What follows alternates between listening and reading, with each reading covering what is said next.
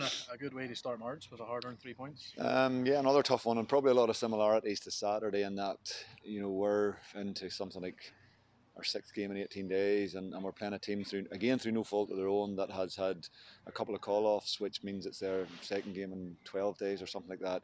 And with that, you're not only battling a team that's wanting to do well and hungry, maybe with the pressure off, but you're also battling a team that's fresher in the legs more than anything else. And the big thing we've been trying to drive home on Saturday and tonight was the legs might be a wee bit tired, but the mind shouldn't get tired. And the mind for me was tired in the first half. I thought as much as we got our goal, that we were sloppy in the first half, that we afforded them more chances than we wanted to afford them. Again, Gareth picked up a few big moments, come off his line a couple of times and done really well, and made a big save as well. So again, we've had to rely on him, which ideally you don't want to be doing in every game.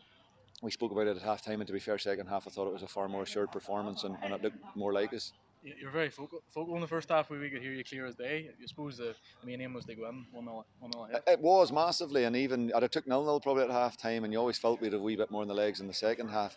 But to get the goal then, particularly around 30-35, I just felt it was a big 15 minutes. I felt if we could get in 1-0 at half time and speak, that we'd get an impact, and we could go and hopefully win the second half. And thankfully that's the way it's worked out. And big credit to the subs as well. Like Jamie Glacken's covered half the planet in the last month, and I think it's something like in 25 or 30 days he's done 103 kilometres and sprinted 11 and a half kilometres. It's just crazy stuff. And again, for him, to me, in the last game or so, it's been tough on him, and he wants to play, he still wants to go, but it's one of those where he's had to carry the can and had to do a huge amount of our work in the last few weeks, and tonight was probably more just to try and use him, and again it worked possibly quite well when we needed that wee lift, maybe around the 60 minutes to see us out tonight.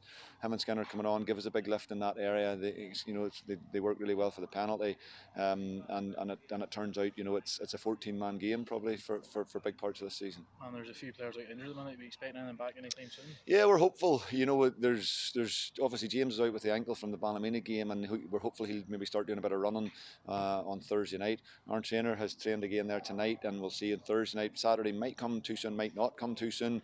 Stevie O'Donnell the same. So we're just they're on the periphery. They're getting there. It's been like a revolving door. Big Gareth hurt the knee on Saturday, and it just was struggling for tonight and was too big of a risk. So it seems to be that we get one in, and then there's others stepping aside again. So we've just got to keep motoring, and as I say, we know the squad's a bit bigger, and that's the reason for that. Hart Bevan has come in and made his second debut tonight. It was a long wait for him to do it.